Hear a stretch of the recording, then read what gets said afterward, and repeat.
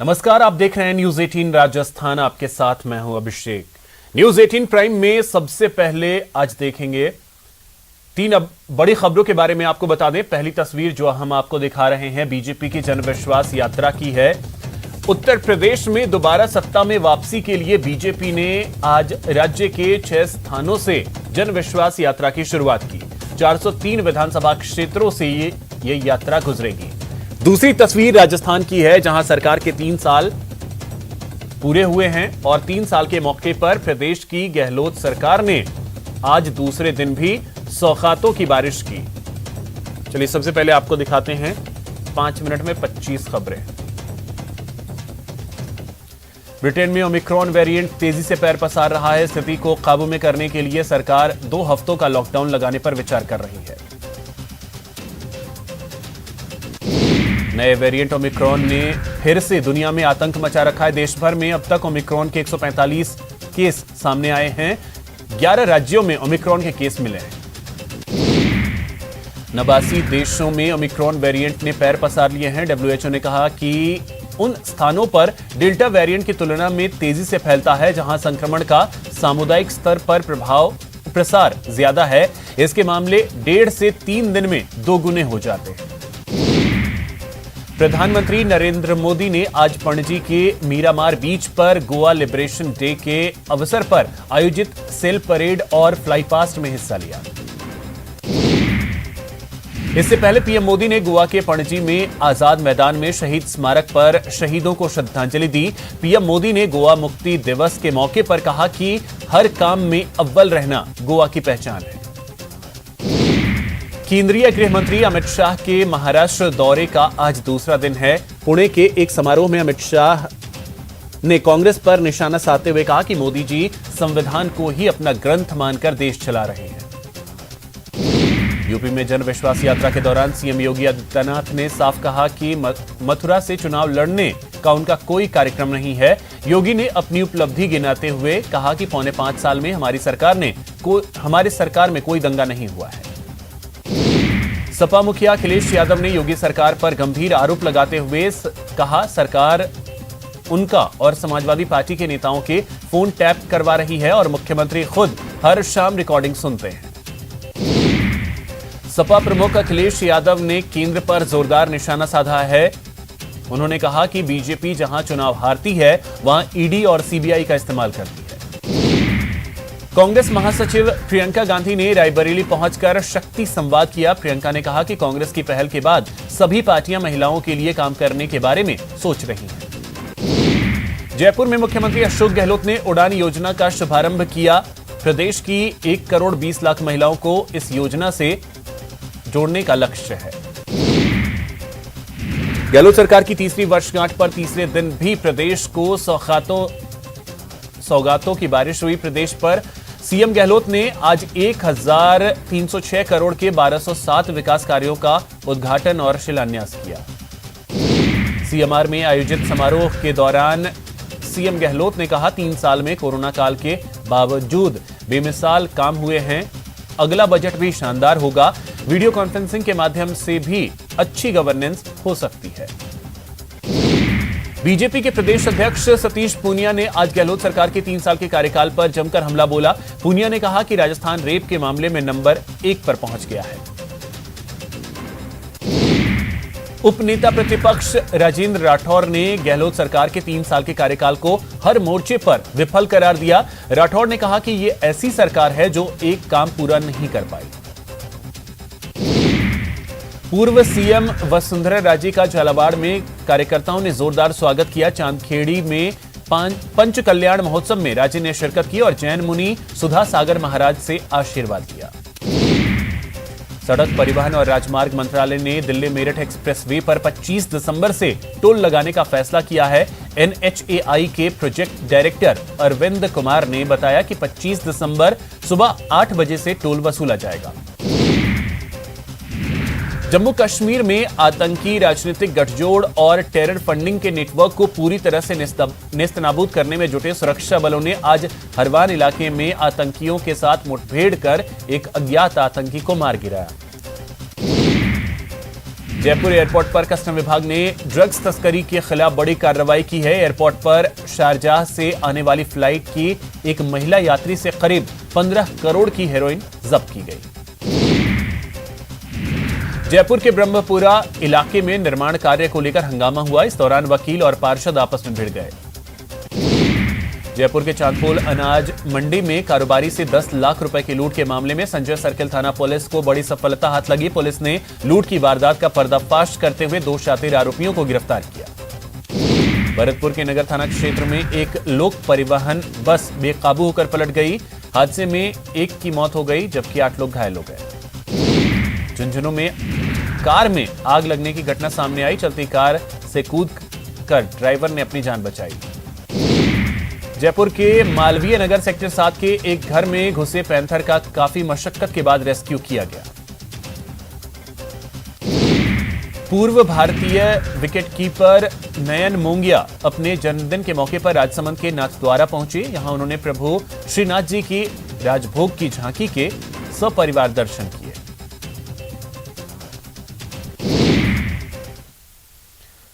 बात सरकार की तीसरी सालगिरह की, जिसके मौके पर एक बार फिर प्रदेश पर सौगातों की बौछार हुई। सीएम ने बाकी बचे 2 साल की चुनौती को स्वीकार करते हुए जनता को क्वालिटी लाइफ देने का वादा किया, तो अपने 3 साल का लेखा जोखा भी पेश किया। देखिए ये रिपोर्ट।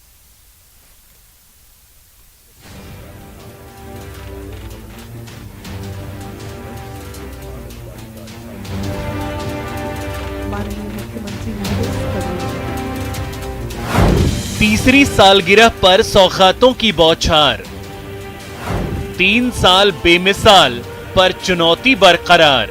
2-3 साल पूरे हुए हैं, 2 साल और आगे हमारे सामने हैं। चुनौती के रूप में हम चाहेंगे कि किस प्रकार हम लोग प्रदेश के चौमुखी विकास हो, प्रदेशवासियों की क्वालिटी ऑफ लाइफ बढ़े, अच्छी क्वालिटी लाइफ हो उनकी, और प्रति व्यक्ति पर कैपिटा इनकम अच्छी हो, इंडस्ट्रियां आए, इन्वेस्टमेंट आए। अपनी सरकार की तीसरी सालगिरह के मौके पर सीएम अशोक गहलोत ने एक तरफ सौगातों का सिलसिला जारी रखा तो जनता को 3 साल में सरकार की ओर से किए गए काम का ब्यौरा भी पेश किया। सीएम बोले कि 3 साल में बहुत काम हुए, लेकिन अगले 2 साल की चुनौती भी कमजोर नहीं है। मुझे गर्व है कि 3 साल में कोरोना काल के बावजूद भी जो काम हुए हैं वो बेमिसाल हुए हैं। बजट पेश हुए हैं, उम्मीद नहीं थी, विपक्ष को भी नहीं थी और पक्ष को भी नहीं थी। अगर पक्ष को भी नहीं थी तब भी थाना बजट पेश हुआ तो आप सोच सकते हैं कि कितनी मेहनत की गई होगी। सीएम ने कोरोना की मुश्किलों के बावजूद जनता की क्वालिटी लाइफ के लिए सरकार की कोशिश जारी रखने का वादा भी किया, तो कानून व्यवस्था और खासकर महिला सुरक्षा को लेकर विपक्ष के हमले का भी तार्किक जवाब दिया। महिलाओं के लिए डिस्ट्रिक्ट डीवाईएसपी रैंक का ऑफिसर लगाया पहले हम लोगों ने डिस्ट्रिक्ट वाइज, हर डिस्ट्रिक्ट में, फिर कर दिया एडिशनल एसपी रैंक, जो टोटली महिलाओं के ऊपर कोई अत्याचार अन्याय उत्पन्न हो रहा तो उसकी देखभाल वो करेगा। जैसे पुलिस विभाग है, सरकार बनते ही हमने कहा एफआईआर कंपल्सरी होगी थाने के अंदर लिखना, और कोई नहीं लिखेगा तो वो एसपी के ऑफिस में दर्ज होगी एफआईआर। डीजी साहब जानते हैं उसका क्या असर पड़ा। कोई 10-15 लोग आए होंगे मुश्किल से एसपी ऑफिस में, अब सब थानेदार समझ गए कि हमारे लिए अनिवार्य लिखना ही बहुत बड़ी बात होती है। सीएमआर में आयोजित कार्यक्रम में सीएम ने 1207 कार्यों का उद्घाटन किया। इस मौके पर सीएम ने देश के मौजूदा हालात को लेकर चिंता जाहिर की और साफ किया कि संविधान के मुताबिक चलकर सारे झगड़ों का हल निकल सकता है और राजस्थान इस दिशा में पहल करने वाला अव्वल राज्य है। Dinesh Sharma, news 18 network, Jaipur. प्रदेश की महिलाओं को गहलोत सरकार ने उड़ान वाली सौगात दी। करीब 200 करोड़ के बजट वाली इस योजना का लाभ 1 करोड़ 20 लाख महिलाओं और किशोरियों तक पहुंचाने का लक्ष्य सरकार ने रखा है। इस योजना का आज आगाज हुआ। क्या है ये योजना और क्या है इसकी अहमियत, देखिए इस रिपोर्ट में। उड़ान जो है ये टॉप प्रायोरिटी मानी चाहिए। महिलाओं को उड़ान वाली सौगात। आधी आबादी की चिंता करके उन्होंने ये योजना का शुभारंभ करने का हम लोगों को हौसला दिया और आज धरातल के ऊपर ये योजना आ गई है। उड़ान योजना जो राजस्थान सरकार की बहुत ही महत्वाकांक्षी योजना है।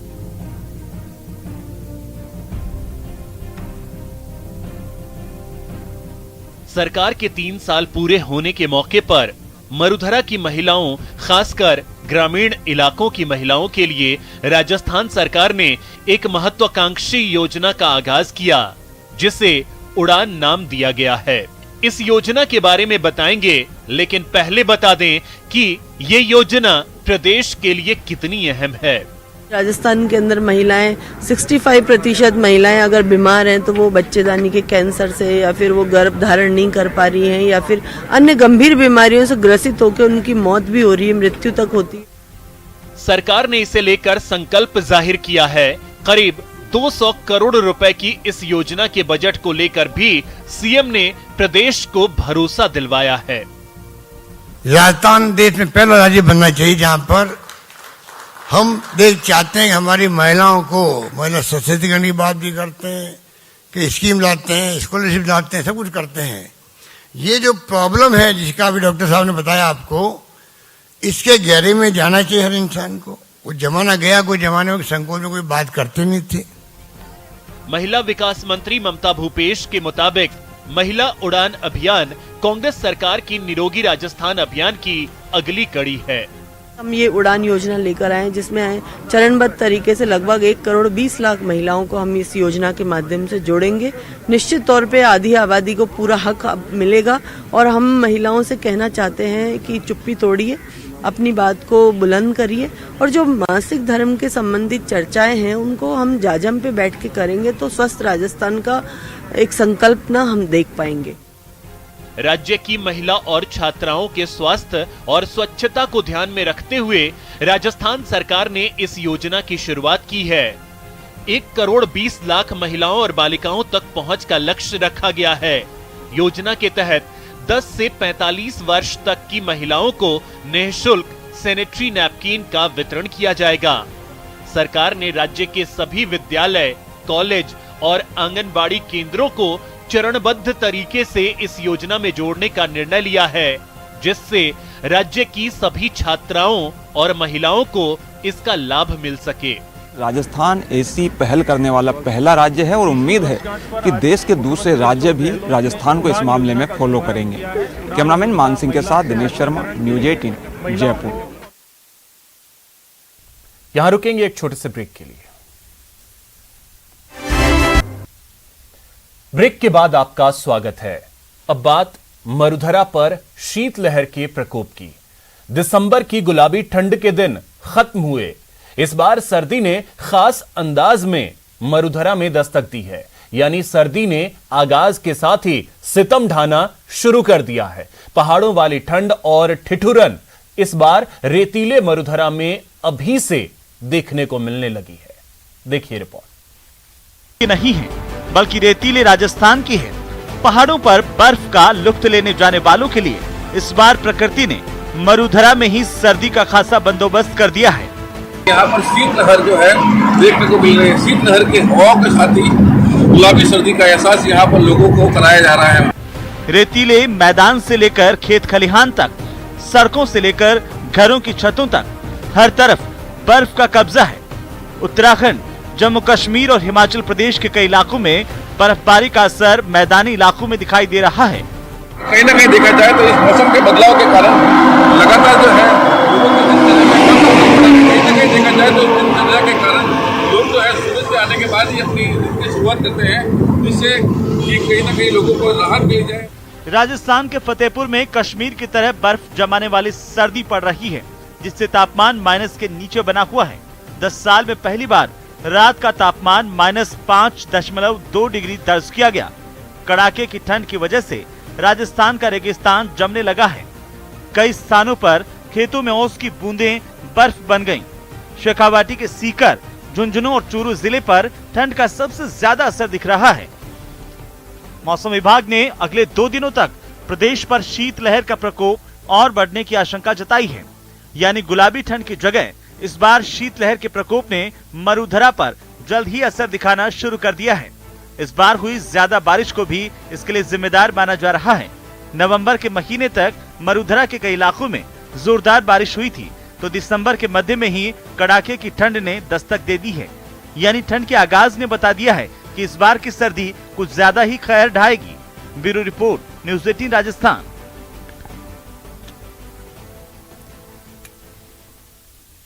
चलिए अब देखते हैं क्राइम टॉप 10। दौसा के बांदीकुई थाने से हवालात तोड़कर चोरी का एक आरोपी फरार हो गया। जैसे ही हवालात तोड़कर आरोपी फरार हुआ तो आसपास के क्षेत्र में हड़कंप मच गया और बांदीकुई थाना पुलिस भी हरकत में आई। फिलहाल पुलिस कैदी की तलाश में जुटी है। चूरू जिले के बकरा मंडी में 2 पक्षों में आपसी रंजिश को लेकर लाठियों और सरियों और धारदार हथियारों से एक दूसरे पर हमला कर दिया। मारपीट की इस वारदात में 6 लोग घायल हो गए, जिन्हें राजकीय अस्पताल में भर्ती करवाया गया। भरतपुर जिले के गांव मोरौली में जमीन के विवाद को लेकर 2 पक्षों में आपस में खूनी जंग हो गई। घटना में एक पक्ष की 3 महिला सहित 3 लोग गंभीर रूप से घायल हो गए। झुंझुनू सदर थाना अंतर्गत हंसासर गांव में 2 लोगों के साथ मारपीट कर नकदी छीनने का मामला सामने आया, जिनमें एक घायल रिटायर्ड एसआई हैं। बदमाश इस दौरान मौके से लाख रुपए छीन कर ले गए। फिलहाल पुलिस आरोपियों की तलाश में जुटी है। जयपुर एयरपोर्ट पर कस्टम विभाग ने ड्रग्स तस्करी के खिलाफ बड़ी कार्रवाई की है। कस्टम अधिकारियों ने शारजाह से आने वाली फ्लाइट की एक महिला यात्री से 15 करोड़ की हेरोइन जब्त की है। जयपुर के चांदपोल अनाज मंडी में कारोबारी से 10 लाख रुपए की लूट के मामले में संजय सर्किल थाना पुलिस ने बड़ी सफलता हासिल की है। पुलिस ने लूट की वारदात का पर्दाफाश करते हुए 2 शातिर आरोपियों को गिरफ्तार किया। रामगंज मंडी पुलिस ने बड़ी कार्रवाई करते हुए एक तस्कर से 26 ग्राम स्मैक और एक मोटरसाइकिल बरामद किया। राजसमंद पुलिस ने तेजपुरिया स्कूल में चोरी करने के आरोप में 5 बदमाशों को गिरफ्तार किया। आरोपियों ने 8 अगस्त को स्कूल के ताले तोड़कर चोरी की वारदात को अंजाम दिया था। कोटा में धारदार हथियार से एक व्यक्ति की हत्या करने की वारदात का पुलिस ने पर्दाफाश करते हुए 2 सगे भाइयों को गिरफ्तार किया। डूंगरपुर जिले के रतनपुर बॉर्डर पर शराब से भरे एक टेम्पो को जब्त किया गया। पुलिस ने टेम्पो से गेहूं के आड़ में रखे शराब के 25 कार्टन को जब्त करते हुए 2 तस्करों को गिरफ्तार किया। फिलहाल इस बुलेटिन में इतना ही। नमस्कार।